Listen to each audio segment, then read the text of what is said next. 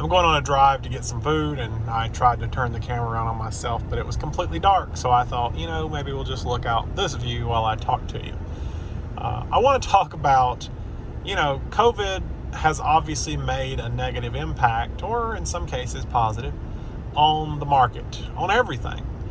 It is not a good time to buy a car or a house or a graphics card. Just a lot of things are in, high demand, short supply. And people, companies, and mainly scalpers are profiting off of that. Stealerships, as I like to call them, are definitely profiting off of that. One of the biggest things is cars. A lot of cars that are hard to find, normally hard to find, are now being marked way up to, quote, meet the demand, or to just give the dealership more money.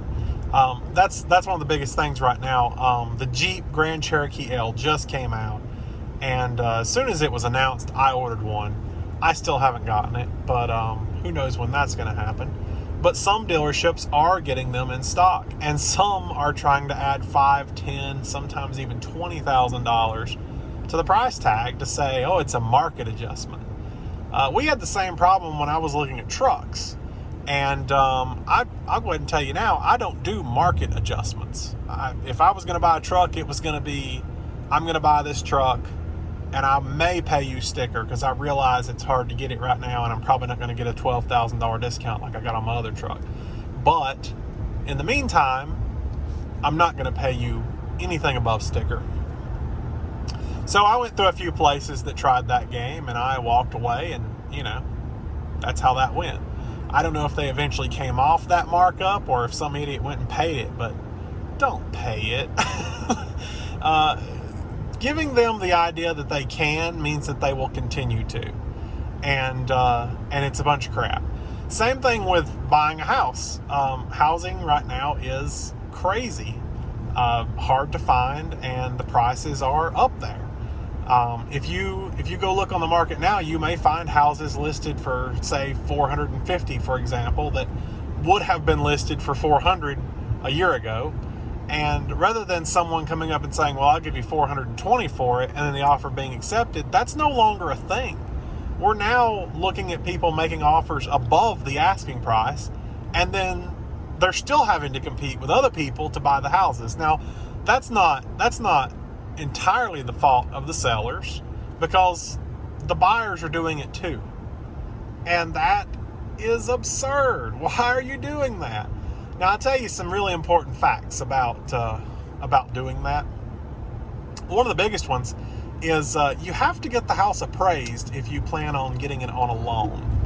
And if you're getting it on a loan and you have to get the house appraised and it's only worth $400 and you just offered $480, guess who gets to pay the difference? You do. You have to cough up the other $80,000 on top of the $400,000 loan that the bank's willing to give you, because they're not going to give you any more than it's worth. And if you can't, then you have to try to go back and negotiate with the seller, and you were the idiot that offered $80 above what it was actually worth. So now they're not inclined to do business with you anymore, and then they'll go list it and sell it to somebody else. Like, that's just how that works. Another important thing that I kind of thought about when looking at houses was, if all the houses are extremely high right now and marked way up, why not just build? Now, I know lumber prices are high too, but at this point, I'm not paying, lights freaked out there a little bit.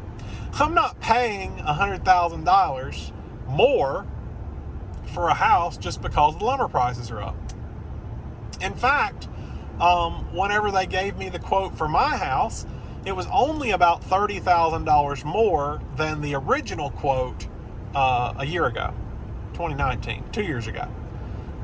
So before COVID, the original quote to build the house that I was looking at was $380, and then we're a little over $400 at this point.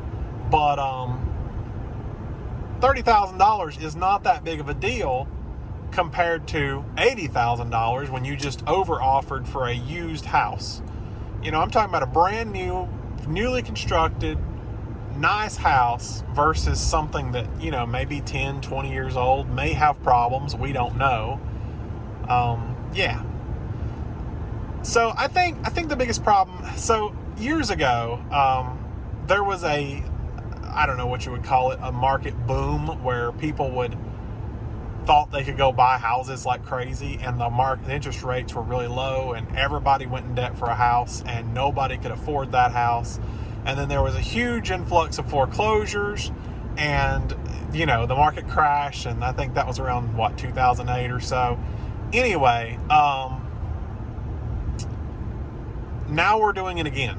The rates are low, the prices are way too high, and people are running and buying because they need to buy a house. I'm tired of paying rent. I want to buy a house.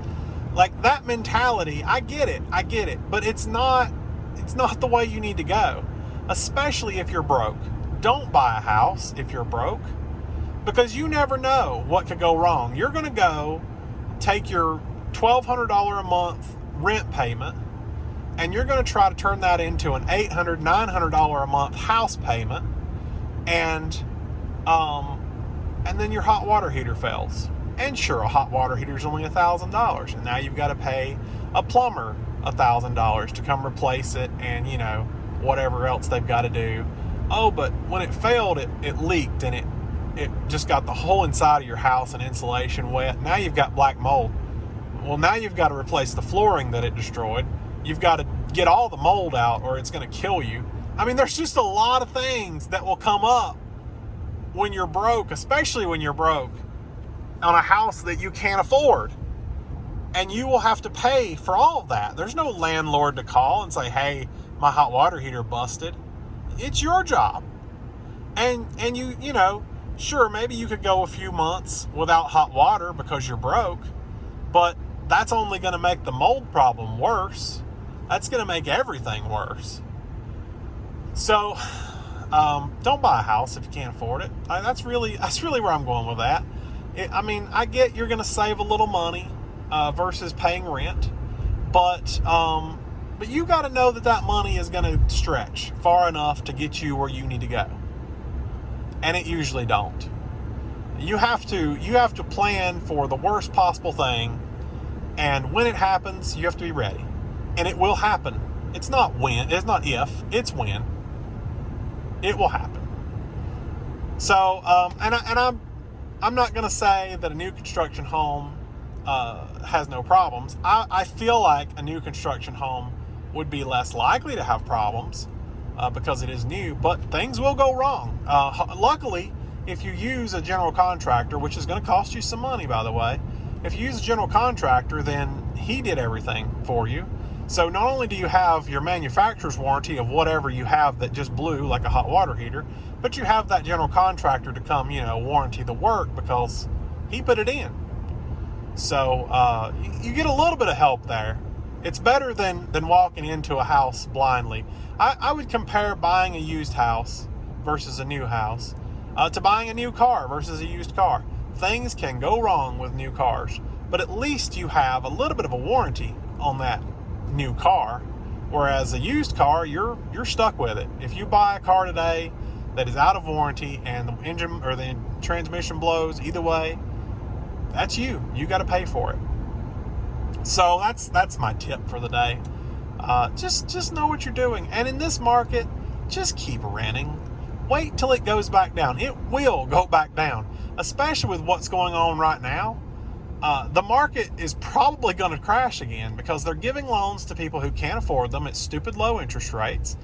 And those people are going to default on those loans in 6 to 12 months. And those houses are going to be foreclosed on. And then they're going to be back in the market at a much cheaper rate. And the people who are going to take the hit on the offering way above sticker or what it's worth are going to be the ones that didn't have the money to begin with and went way too far in over debt for something they shouldn't have. So they're going to be the ones to suffer with this. So if you're selling a house, absolutely sell it right now. But if you're buying a house, wait. There's no reason. Same with cars. If you can find a good deal, great. Find a good deal. but it's hard to find a good deal. You know, I kind of had my mindset on that Ram 3500 that I bought, and I ended up traveling to Georgia to get it. Looking back, I wish I wouldn't have done it. I wish I wouldn't have bought the truck, but I did, and there's nothing I can do about it. And at least I can say that, you know, I didn't pay any kind of markup on top of it, because it really wouldn't have been worth it. It really wouldn't have. All right, that's my tip. I'm almost to Wendy's. That's where I'm going to get food. So hopefully tomorrow, nope. Well, I mean, technically it will be tomorrow here in just a minute. On Monday. Hopefully on Monday we will start breaking ground on the new property. I'm thinking that's weather permitting, and at this point the weather is not permitting. So we'll see. But things will start moving soon.